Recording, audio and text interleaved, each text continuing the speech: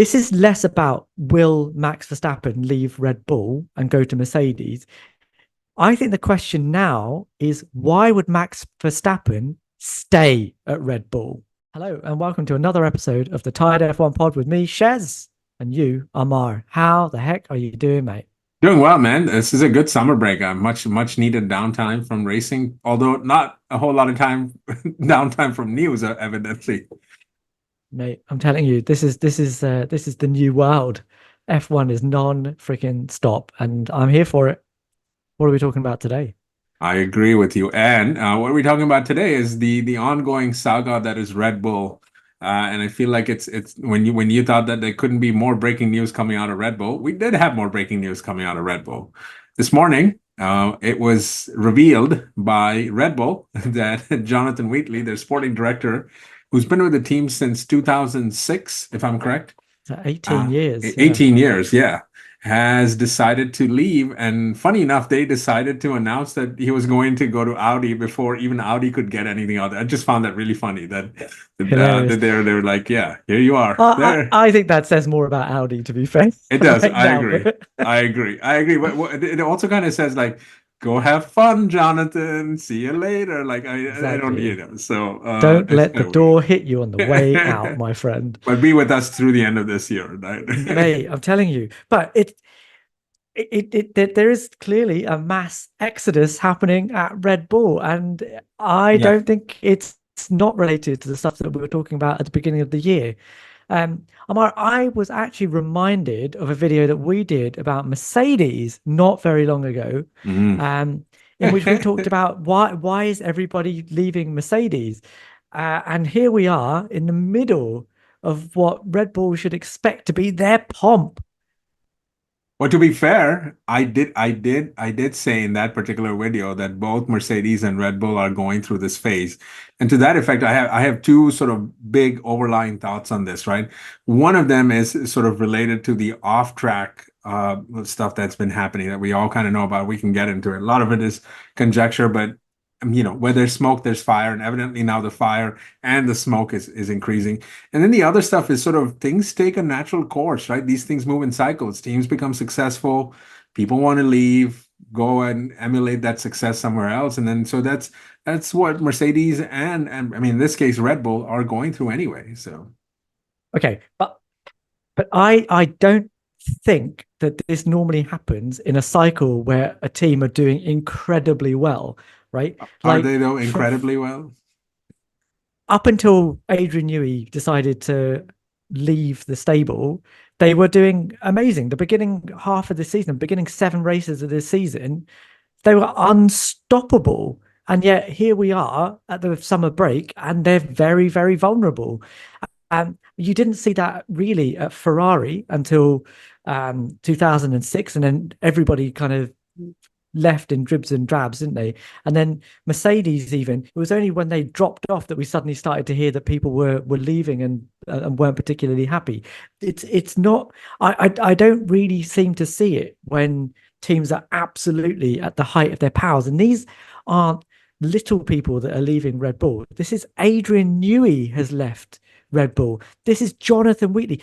Just to clarify who Jonathan Wheatley is, he's kind of like the glue at Red Bull. And if you don't recognize the name, you will recognize the voice because he was the guy that in Abu Dhabi 2021 was over the radio telling Michael Massey that, mate, it's a motor race. Just let them race.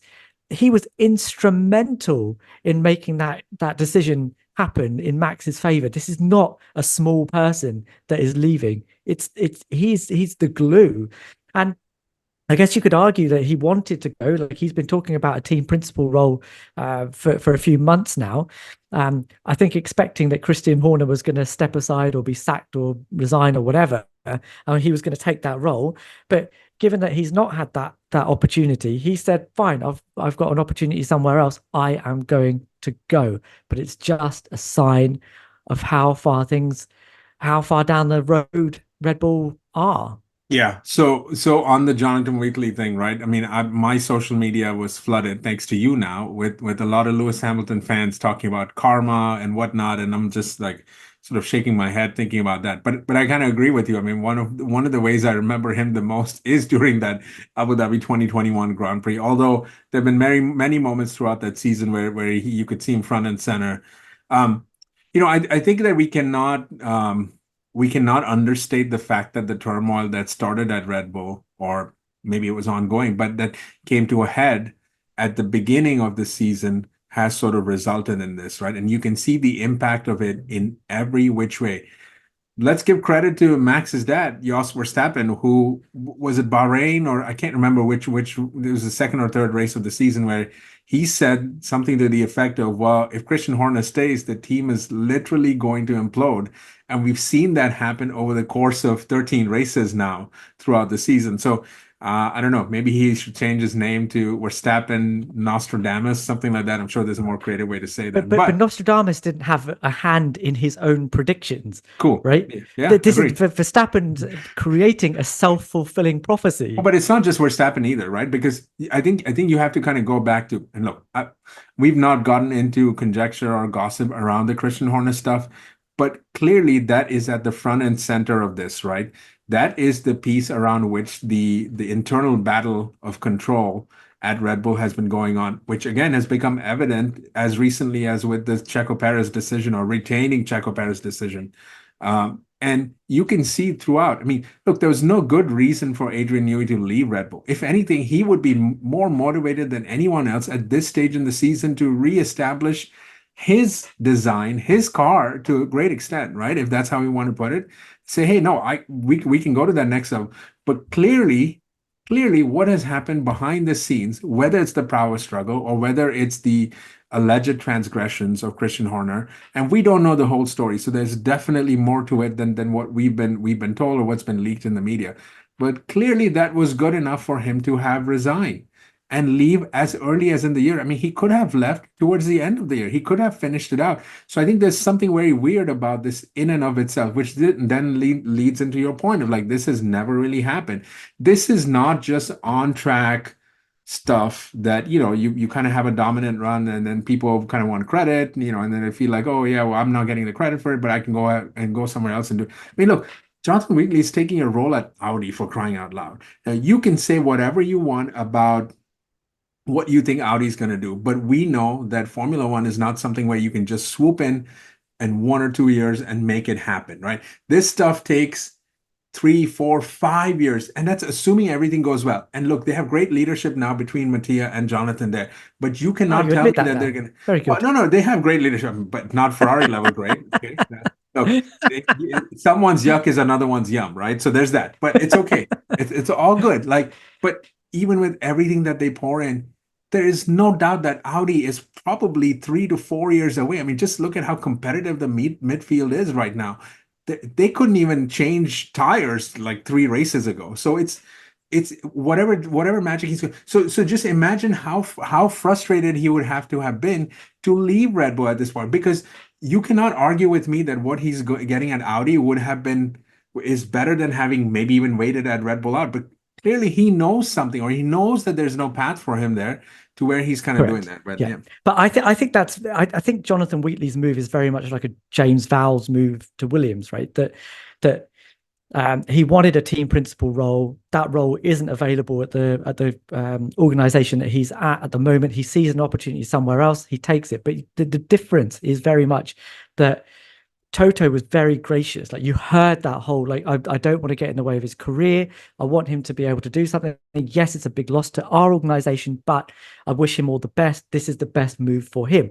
This move for Jonathan Wheatley is very much like, yeah, we don't really want him to go. Like, and actually it's a bit of a kick in the balls for us that he's going. I think it's still the best thing for Jonathan Wheatley, because he's not going to get that opportunity at yeah, Red Bull particularly. So I think taking the move at Audi is good. And I think actually this move and the Mattia Binotto move and the way that they've melded those two together, and I feel are trying to get the best out of both of those two individuals. sure. Mattia from a technical point of view, and Jonathan Wheatley from a leadership A team racing principal stand. point of Yeah, view. sure. I Yeah, think it's very clever, and I very think clever. now I have a bit more faith in Audi.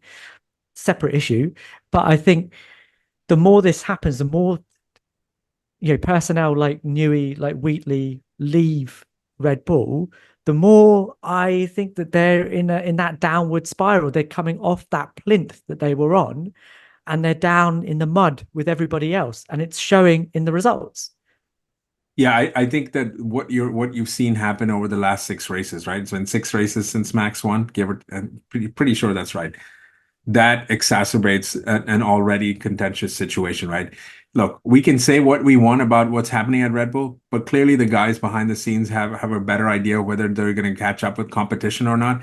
And certainly with the way things are looking, they don't have a magic bullet. And if Adrian Newey is not involved in any credible way, I just don't see how they're going to dial it back. Like we've seen teams come ahead, take four steps back, then take two steps ahead, then take one step back, then take three steps ahead. And Red Bull are going to go through that themselves too now because without Newey, they're just about as on par with everyone else and arguably not Yeah, there too. Like it sort of yeah, remains to be seen. They have great leadership in Pierre Rocher, and I get that. And look, by the way, Fred did suggest that there was a five-letter name that is coming to Ferrari. So this may not be the end of the Red Bull yeah. exodus, right? So Exodus. Yeah, I can that is for sure.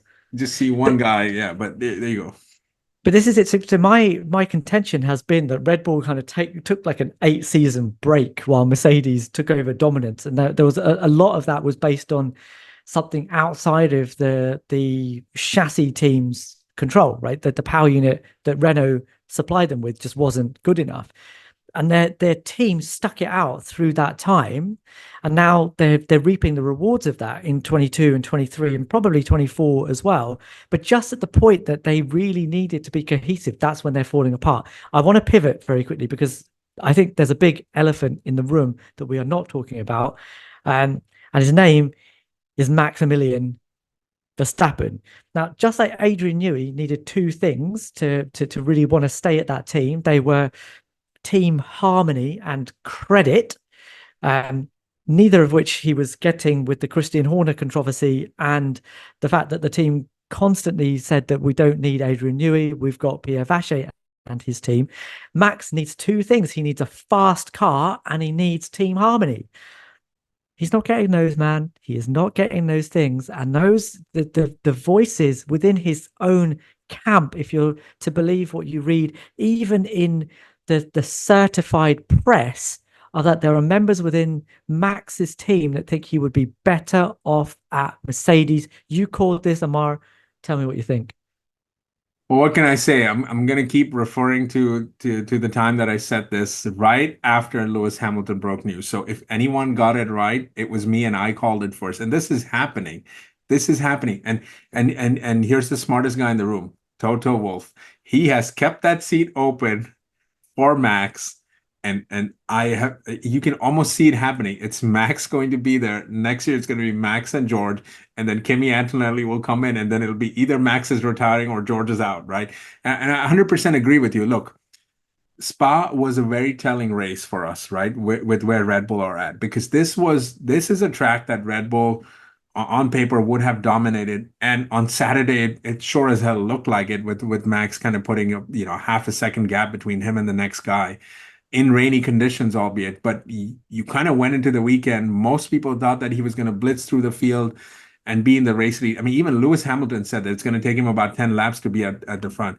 And the fact that he was nowhere close to it. And yes, you can say that, yes, he was competing with faster cars, but this is telling of the fact that Red Bull not just are no longer dominant, not just are no longer the lead car, they're arguably the third quickest car on certain tracks on certain days. And Spa would have been the track where they would have been the quickest car, or at least been up there with McLaren. And they were nowhere close to being there, right? And this says a lot. And I think the next 10 races, or the 9 races that we have, and yeah, next 9 races are going to be very telling, right? Because you can start to see them getting caught, right? If McLaren are slightly better in supporting Lando, which I think they will be moving forward, they Max would have been in trouble. Red Bull have thrown in the towel on the constructors already. They've gone ahead and done that with the Checo Perez decision, and they've done that not in the last couple of days, but whenever they announced that contract for Checo, that decision was made then, right? But the reality now is that if Max starts to, I mean, let's put it this way, Shaz. What will it take for Max to leave, right? He could still win the championship, mathematically Yeah. speaking. Do you think he can win a race the rest of the way? Because Yeah, of I course he can argue, can. of course he I, can, I, but the chances I, of that are very low now because but you have two Mercedes cars, you have two McLaren cars. You arguably in certain tracks like Singapore and all will have Ferrari there too. But that doesn't mean you can't win a race. I think you still can win a race. But what's going to happen now is that it's going to be much more marginal. And he's going to rightly say, I am winning the races now. This Okay, isn't your no, car I anymore. It's agree with me. you. No, I'm no, winning no. these. Maybe within Red Bull he says that, But but in the next nine races, tell me how many number of races do you think he can win without looking at tracks? Just tell me right but now. Well, if you were to bet money, how many races do you think he's winning? He can still win the championship. So let's put that aside for a second. But Max has told us he's not about anything but winning, right? These are his words, not mine. Tell me how many races do you think he can win? Looking at where we're at today, tell me how many races he can win out of yeah, nine. probably Take a another guess. five, probably like 4 or 5. Four I or think he's five. So you're saying he's gonna win. I'm not saying he wouldn't be on the podium. I'm just asking you, do you think he's gonna win 4 or 5 out of the you're remaining asking, nine can races? he? You're asking, can he win those races? And No, yes, I think he can. I'm asking you, we don't, I'm not a betting guy, but I'm asking you to think about it as if you're putting your life savings on there for the next nine races. And you have to tell me within a reasonable margin of error, which I'll Amar, give you one race. I'm not gonna lie, man. Are you I gonna, still how many think do if you I had think? to, mate, if I had to put my money on every race, even in Spa, I would have still put my money You on would have Max winning lost the big, race. by the way. Sure. But I still think as a bet, if you're gonna put Lando, maybe not Lewis, because Lewis actually is starting to fire now. Now he's really starting to do some Does stuff. he have a chance? He's got a mathematical chance to win the championship, doesn't he? But It's a slim if you put chance. Lando, George, Charles, Max, Lewis in a pot right now with cars that are ostensibly fairly equal, I'd still put my money on either Max or Lewis coming out on But top but in this either is one of but those this is races. but this is no longer an But inference on Max's talent because I mean, for me anyway, he's already proven that he can outdrive the car. But now the car yeah, is legitimately slowing down and they're going backwards. yeah, but Amar, the question you asked at the top of all of this is, what is it going to take for him to leave? I agree with you. I don't know why we're having this particular argument because I absolutely agree that it's not going to take very much. He's out there saying, I am making us win right now. You're not winning. It's me, and it's hard to argue with that right now. And the other thing that is clearly annoying him is that he is telling them, look, we cannot rest on our laurels. They went back to their previous spec car in Spa, didn't they? They went back to the gun turrets because But the developments they are bringing are not doing but what Red Bull's but Chess, developments normally do. but Chess, this is not a uniquely Red Bull problem. Ferrari have had to do Doesn't the matter. same thing. But that No, no, doesn't no, matter. no. But yeah, I agree. Ferrari have had to do the same thing. Mercedes have had to do the same thing. McLaren came to it, but they came to it a year after a year of pain too. So this is not a uniquely Red Bull problem, right? The problem now is it's the behind the scenes stuff that's impacting what's happening on track. It's So not the fact that so they're it getting is caught up. Yeah. but it's those two things, man. It's both of those things. It's the harmony and the performance. The performance is not coming, and Red Bull, from a technical point of view, having poo-pooed Adrian Newey, are not doing the thing that they So said they that's were the going to crux do. of it, though. That isn't it. Right. That's where So it the all comes back performance to. side Yeah. of things is just not working. Right. So that's going to push him out the door. Right. I'm having to do all the work. You're not giving me the credit because you're basically saying that it's okay. We've got enough performance in hand. No, you don't have the performance in hand. They do not have it. And on the flip side, from a team harmony point of view, even if Max just wants to sit in the car, put his helmet on and drive, in the background is his dad on one side saying, I want to get rid of Christian Horner. He's going to make the team implode. And on the other side, you've got Christian Horner saying, it's my team. I'm going to do what I want. It doesn't matter who leaves. Adrian Newey can leave.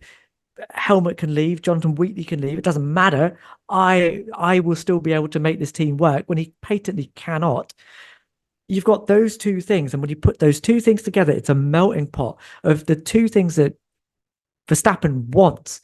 He wants performance and he wants harmony. I cannot say it enough. Yeah. Those two things are not present at Red Bull right now. I agree And with you. Mercedes are becoming more and more attractive. And Toto Wolff and his love letter to him is getting more and It's more a love letter. appealing. It's easy openly TikToking him right now. I am No, telling is you. that a word? TikToking. Yeah, no, I'm with you, and I think Max sees the writing on the wall, right? Like you can see these departures. There's smoke, there's fire, and even if let's just say for a second that Jonathan wasn't leaving, right? They don't seem to have the ability to catch up to the other cars. They just don't. I mean, this stuff takes races. And look, we're a couple of DNFs, one or two away from the World Drivers' Championship getting very, very interesting. Again, the Max has got to be our favorite. Sure, no doubt about that. But look, I can see races where he doesn't finish on the podium, and eventually he gets stuffed out to just taking those lower point scoring positions, and this gets very, very interesting and very, very tight. And again, this is all, again, a lot of this is dependent on what McLaren do, what Mercedes do. I mean, look, Lewis inherited that win after probably having deserved to win that, right? That could have been a very interesting thing had George won, because I think the mathematical chance for Lewis is not all that bad. It's really not. It's Yeah. doable. It's doable. I'm not saying it can happen. It's a tall order, but are Mercedes and Lewis not going to be motivated to do that? Isn't Toto going to want to show Max what the Mercedes can do? And at But I this think stage, you're you have to put them as favorites for next year. I think your point is well taken, right? That this isn't about a championship. This is about race wins. Max gets Right. into the car every race going, I want to win this race. Yeah. And he is not able to do that. And like, I think that a lot of people will say, oh, but these things come in cycles and you have to take the good times with the bad, and it shows their strength in depth, blah. Doesn't matter. This is about the here and now. Max has a career that spans not 20, 30 years. He doesn't have time for them to cycle back around and then be back in the game again. And he also has the heft within the driver market to kind of not worry about that. If he Exactly. thinks that I can do better somewhere else, he doesn't have to wait for Red Bull to find their feet again. He'll just say, sod it, I'm off. I'll go somewhere else. And there at every team in the grid will find a way to make space for him. And there's news about Mercedes being well positioned with the new engine regulations. And on the flip side, there's a lot of questions around what Red Bull are doing. And it may all just be conjecture. It may not all be true, but evidently he's got more data about this or insight about this than we do. So I'm going to finish with this question, right? This is less about will Max Verstappen leave Red Bull and go to Mercedes. I think the question now is why would Max Verstappen stay at Red Bull? Yeah. Yeah. I think I think you're 100% right. There's no, I mean, the only thing you can What is say is keeping that him this there? is there's probably an emotional attachment to the whole thing, but Max doesn't seem like an overly emotionally attaching kind of guy. I botched that. But the point is, he's not, yeah, I think he's gonna want a fast car. He's always said that he doesn't want to race for too long. He doesn't envision himself having a Lewis Hamilton-like career. He's more Kimi Räikkönen in that regard, right? I just want a quick car. I just want to be able to race and then kind of move on and go about my day. It's becoming more and more evident that your boy here had the right call at the very beginning. That's all I can say, man. How I could not have foreseen all of this coming. You are an absolute genius, Ammar. I tip my hat to you if I had one. I'll do it for you. And there you go. And on that bombshell, I think it's time to call it. Let's do it. Ammar, it's been great as always. As usual, guys, if you like what we're doing here, please subscribe. We're getting ever closer to that 1K. Please leave us a comment. What do you think? Is Max now just treading water at Red Bull? Is it time for him to move on? Or do we think that Red Bull can turn it around quick enough that he can be back on the top step regularly? Let us know in the comments. We read all of them. We respond to as many as we possibly can, and we will see you in the next one. Later.